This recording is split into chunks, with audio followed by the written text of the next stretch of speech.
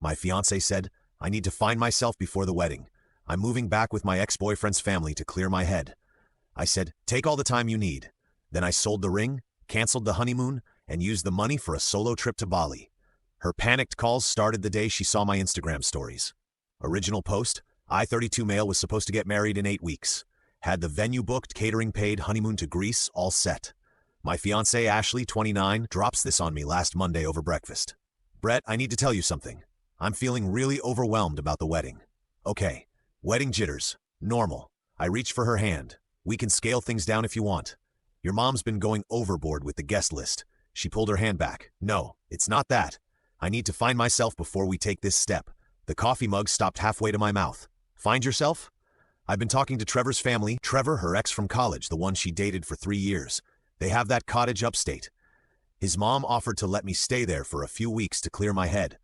You want to stay with your ex-boyfriend's family to clear your head about our wedding. Trevor won't even be there. He lives in Seattle now. It's just his parents and his sister. Ashley, we're getting married in 2 months. She started crying. Not sad tears, frustrated tears. This is exactly why I need space. You don't understand? I've never been alone. I went from my parents to Trevor to you. I need to know who I am outside of a relationship. By living with your ex's family, they're like family to me too. We were together 3 years. His mom is like a second mother. I sat back, looked at her, really looked at her. 3 years together, 2 years engaged, everything paid for. And now this. You know what? Take all the time you need. Her eyes widened. Really? You understand? Absolutely. Find yourself. She hugged me, crying happy tears. Now I knew you'd get it. I'll be back in 2 or 3 weeks. The wedding is still on. I promise. I just need this. She left that Wednesday, packed 2 suitcases, and drove off to Trevor's family cottage. Posted a selfie on the road. Sometimes you need to step back to move forward. Soul searching. I waited exactly 1 hour after she left. Then I got to work. Update 1. First thing, the ring, 2.5 carat princess cut platinum band, cost me $18,000. Still had all the paperwork, certificates, receipt. The jeweler had a 60-day return policy for unworn rings. We were at day 52. Walked into the store Thursday morning. The manager recognized me. Mr. Brett, how's the wedding planning? Change of plans. Need to return this. His face fell. Oh no, what happened? She's finding herself at her ex's place. He whistled blow. Say no more. Let me process that return. Full refund, every penny. $18,000 back in my account by Friday. Next, the honeymoon. 2 weeks in Greece. Flights, hotels, tours. Total damage in 100. Most of it non-refundable unless you knew how to work the system. Called the airline. Family emergency. Death in the family. The death of my relationship counted, right? Got a credit for future travel. Hotels were trickier, but TripAdvisor reviews are powerful. Posted honest reviews about needing to cancel due to bride having second thoughts. 3 hotels offered partial refunds out of sympathy.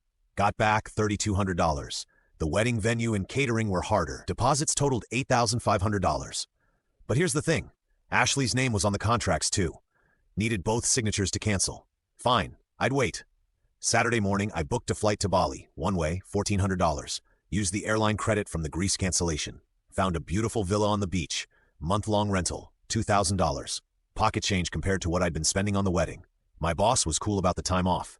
Take all your saved vacation. You were going to use it for the honeymoon anyway. Posted my first Instagram story from the airport. Just a picture of my boarding pass, no caption. Ashley texted immediately, me finding myself, or this isn't funny. Brett, neither is moving in with your ex's family 2 months before our wedding. I told you Trevor's not even there. Me enjoy the cottage. Turned on airplane mode. Update 2. Landed in Bali 20 hours later. Villa was insane. Private beach access, infinity pool, outdoor shower, the works. Posted a story from the pool. Sunset, cocktail in hand, tagged the location. Airplane mode off. Phone exploded. Ashley, 38 texts, 19 missed calls. Her mom, Karen, 12 texts, 8 calls. Her sister, Brittany, 15 texts. My mom, 3 texts, just checking if I was okay. Selected messages from Ashley. Bali, we need to talk now. You can't just leave. What about the wedding planning? This is so immature. I'm at the cottage trying to work on myself and you're partying from Karen. Brett. Honey, Ashley is very upset. Call her. This is not how adults handle problems. You're being manipulative from Brittany. Are seriously in Bali. Ashley is crying. Trevor just got here, boo. Surprise visit to see his parents. Oh, Trevor was there now. What a coincidence. Posted another story. Me at a beach bar with some Australians I just met. Arms around strangers, huge smiles. Caption, finding myself one new friend at a time. Ashley called while I was at dinner. I answered. Brett, what are you doing? Eating the most amazing seafood. You'd love this place. I mean, what are you doing in Bali? Same thing you're doing at Trevor's, finding myself. That's different. How? I'm working through things. You're just vacationing. Ashley, you're literally on vacation at your ex's cottage with his family for therapy. Self-reflection. Cool, I'm self-reflecting too. In a pool with a mojito. We need to talk about the wedding. What wedding? Silence. What do you mean? What wedding? Our wedding. The one you ran away from to go find yourself. That wedding. I didn't run away. I'm coming back. When? 2 or 3 weeks? Maybe 4. 8 weeks before the wedding. You need maybe 4 weeks at your ex's place? Stop saying it like that. Like what? Like I'm doing something wrong. I'm trying to better myself for us by staying with Trevor. He's not even here. Brittany says he just showed up. Long pause. He just surprised his parents. I didn't know he was coming. Right, Brett? Stop this. Come home. I am home for the next month. Month, maybe longer. Still finding myself. She hung up. Posted a story of the breakfast spread the next morning. Fresh fruit overlooking the ocean. Self-discovery tastes amazing. Update 3. Day 5 in Bali. I'd settled into a routine. Sunrise yoga. Never done yoga in my life, but why not? Surfing lessons, exploring temples, making friends at beach bars. Then Trevor called. I stared at the caller ID. The audacity. I answered. Brett, hey man, it's Trevor. I know who it is. Look, this is awkward. You're staying at a cottage with my fiancée. Yeah, a bit awkward. She's really upset, bro. Bro, really? Not my problem, bro. You need to come back. She's a mess. She wanted space. I'm giving her space. This is childish. You know what's childish? Running to your ex's family 2 months before your wedding. She just needed to think. And I need to think too. In Bali? Bye, Trevor, but Trevor wasn't done. You know, she's been texting me for months, right? I paused. What? Just friendly stuff. But yeah, we've been talking. She said she was confused about the wedding, and you didn't think to mention she should talk to her fiancé. Not my place, man, but it's your place to house her. My mom invited her. Your mom, right? Hung up. Screenshot the call log. Trevor called me. That was interesting. That afternoon, Karen, Ashley's mom, tried a different approach. She commented on my Instagram publicly. Very mature, Brett. While Ashley works through legitimate concerns, you're playing games. This is why she needed space from you. I replied, you're right, Karen. She did need space from me. That's why I'm giving it to her. All of it permanently. She deleted her comment within an hour, but not before about 50 people saw it. My phone started lighting up with friends asking what was happening. Posted a story of me signing up for a cooking class, learning to make authentic nasi goreng growth mindset. Ashley texted, can you please stop posting stories? Everyone's asking me why you're in Bali. Me tell them you're finding yourself and I'm finding myself. We're both on journeys. Her at Trevor's cottage. That's your journey, not mine. We need to talk about the wedding venues. They're calling me. What wedding? Stop saying that. You literally left to figure out if you want to get married. I never said that. You moved in with your ex to find yourself before our wedding. The message was pretty clear. I'm coming home. Me cool. I won't be there. When are you coming back? Me when I find myself. Be serious. I am. You set the precedent. Self-discovery is important, right? She tried calling. I declined. Posted a sunset photo instead. Update 4, day 10. The wedding vendor calls started. They couldn't reach me. New local SIM card. Only checking emails once a day, so they called Ashley. The venue wanted to confirm final headcount.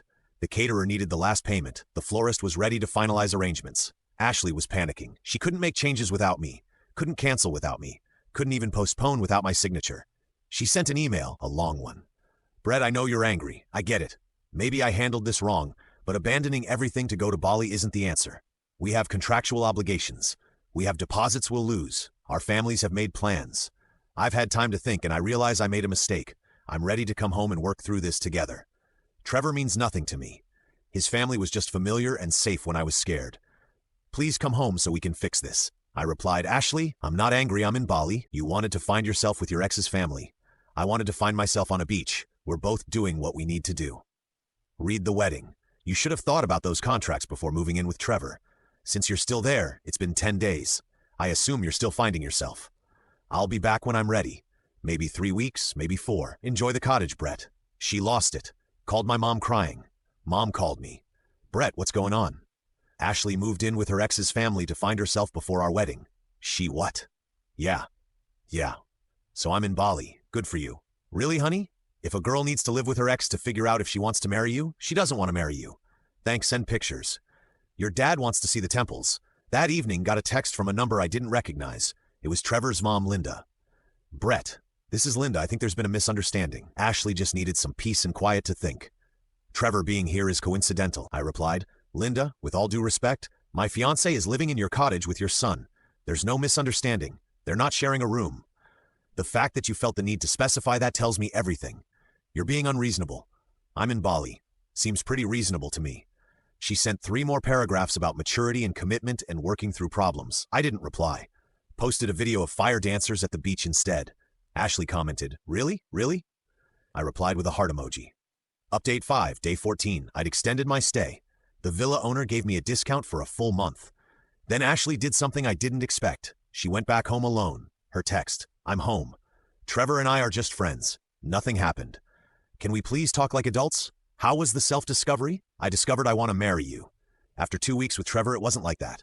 What was it like? We just talked about old times, about life, about relationships, about our relationship sometimes. And I realized I was scared of commitment, of forever. But I'm ready now, because Trevor helped you realize that. Stop making it sound dirty. I'm not. I'm in Bali having revelations of my own. Like what? Like I don't want to marry someone who needs her ex to convince her to marry me. Silence for 5 minutes. I'm trying to fix this. Me fix what? I'm not broken. I'm in paradise. The wedding is in 6 weeks. What wedding? I hate when you say that. The one where the bride ran away to her ex's house. That wedding's been canceled. We haven't canceled anything. Check your ring finger. Or what? Your ring? Where is it? In my jewelry box. I didn't want to lose it at the cottage. Interesting. I never take mine off, except I did 10 days ago. Where's your ring? The same place as yours. Return to the store. You returned my ring? I bought it. And yes, that was an $18,000 ring. Yep. Paid for a lot of Bali. Screaming, crying. I held the phone away from my ear. You had no right, Ashley. You moved in with Trevor. The wedding was over the moment you packed your bags. I was coming back to do what? Marry me out of obligation, because you'd already sent the invitations. Out of love? Love doesn't need 2 weeks at an ex's cottage to be sure. I'm calling the venues. We're keeping everything scheduled. Good luck with that. You need both signatures. If you're loving this wild tale of karma and drama, hit that like button and subscribe for more heart-pounding stories. This is theft. That ring was mine. It was a conditional gift. The condition was marriage. You broke the condition when you moved in with Trevor. I'll sue you for what? Returning my own property after you abandoned our relationship. I didn't abandon anything. Ashley, you literally moved out to find yourself. That's abandonment for 2 weeks with your ex. She hung up. Posted on Facebook. Some people show their true colors when things get tough. I took some time for self-reflection and growth, and instead of support, I got abandoned. Grateful to know the truth before making a huge mistake. The comments started immediately. Team Ashley versus Team Brett. I didn't engage. Posted another Bali sunset instead. Update 6 day 20. The mutual friends started picking sides. My buddy James texted, "Dude, did you really sell her ring while she was gone?" Me returned it, and she wasn't gone. She moved in with her ex for therapy or whatever. Me, if you need your ex for therapy about your current relationship, you don't have a current relationship. Fair point. Ashley's friend Nicole was less understanding. Sent me a novel about toxic masculinity and emotional manipulation. I replied with a photo of me learning to make pottery. Working through my toxic masculinity, one vase at a time. She blocked me. Then Ashley hired a lawyer. Well, her dad hired one. Mr. Peterson, seriously, that was his name. Sent an email demanding 1, half the value of the returned ring, $9,000. 2, her deposits back from all vendors. 3, compensation for emotional distress. 4, the honeymoon tickets transferred to her name. I forwarded it to my cousin who's a lawyer. His response, "Lol, tell them to pound sand legally." He drafted a response. Ring was a conditional gift, condition not met. Vendor contracts require both parties' signatures. Emotional distress. She moved in with her ex. Honeymoon was booked in my name, paid with my card. Ashley texted, "Can't we handle this without lawyers?" Me, you hired the lawyer. My dad did. Same difference. Her, I just want what's fair. Me, fair. Okay. Calculate the cost of therapy I'll need after my fiancée moved in with her ex. I'll deduct that from the ring value. This isn't funny. Neither was finding out Trevor was there the whole time. He wasn't. He only came for a few days. Ashley, I don't care if it was a few hours. You chose to find yourself with your ex instead of working through things with me. I tried to talk to you when, before or after you packed. I'm done. My lawyer will handle this. Cool. Mine too. Enjoy your self-discovery.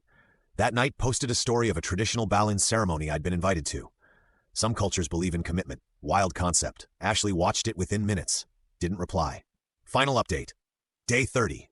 Last day in Bali. The legal stuff fizzled out. Ashley's lawyer realized she had no case. The ring was legally returned within the return period. The contracts needed both signatures. The emotional distress claim was laughable given the circumstances. But the best part? Trevor reached out again. "Hey man, just wanted you to know nothing happened between us. Trevor, I genuinely don't care. She chose you, bro. No, she chose to run away, then chose to come back when I wouldn't play along. That's not choosing me. That's choosing convenience. She loves you. She loved the stability, the wedding, the life we built. But when it came time to commit, she ran to you. It wasn't like that, Trevor. She's your problem now. What? We're not together. Give it time. She'll need somewhere to stay when she realizes the wedding vendors are coming after her for the cancellation fees. You're not canceling. Can't need both signatures. But I'm also not paying, and I'm not showing up. That's cold. That's consequences. 3 days later, back home, Ashley was at my apartment, sitting on the steps, puffy eyes, messy hair, looking rough. Can we talk? We sat on the steps. I screwed up. Yeah, I got scared. The wedding, the forever, all of it. Trevor was safe, familiar, no pressure. And I realized that's not what I want. I want you. The pressure, the commitment, all of it, Ashley. You humiliated me. You moved in with your ex. Your family attacked me publicly. Your friends called me toxic. I know. And you think now you can just decide you're ready? I hope so. I looked at her, really looked at her. She was still beautiful, still the woman I'd loved for 3 years, but she was also the woman who ran away to her ex when things got real. I can't, Brett, please. I can't marry someone who needs another man to validate our relationship. It wasn't like that. It was exactly like that. You couldn't figure out if you wanted to marry me, so you went to Trevor. What happens next time you get scared? Who do you run to then? There won't be a next time. You're right, there won't. She cried, begged, promised therapy, couples counseling, anything. Ashley, go home. This is my home. No, it was. Now it's just my apartment. She left, posted one more Facebook rant about men who can't handle strong women needing space. The comments were brutal this time. Even her friends were pointing out the Trevor thing was weird. The wedding date came and went. I was in Vegas with the boys, posted a single photo, dodged a bullet, caught a poker hand instead. Ashley texted, "This should have been our wedding day." Me? It was. I'm married. Self-respect. Beautiful ceremony. You should have been there. She didn't reply. Heard through mutual friends. She started dating Trevor 3 months later. They broke up after 5 months when she moved in with his family again to find herself before meeting his extended family at Christmas. Trevor called me. I get it now. Me told you she'd be your problem. Some lessons cost $18,000. Mine bought me a month in Bali and the knowledge that when someone shows you who they are, someone who runs to their ex when things get tough, believe them the first time. The villa in Bali still sends me birthday wishes. Might go back next year. Still finding myself, after all, just doing it without someone who needs their ex to validate their choices. Oh, and the vendors. They eventually came after both of us for the cancellation fees. Ashley had to pay half, about $4,000. Her dad was furious. Me? Worth every penny for the freedom. Still got the pottery vase I made. It's crooked, imperfect, and slightly useless. But at least it knows what it is and doesn't need its ex to figure that out.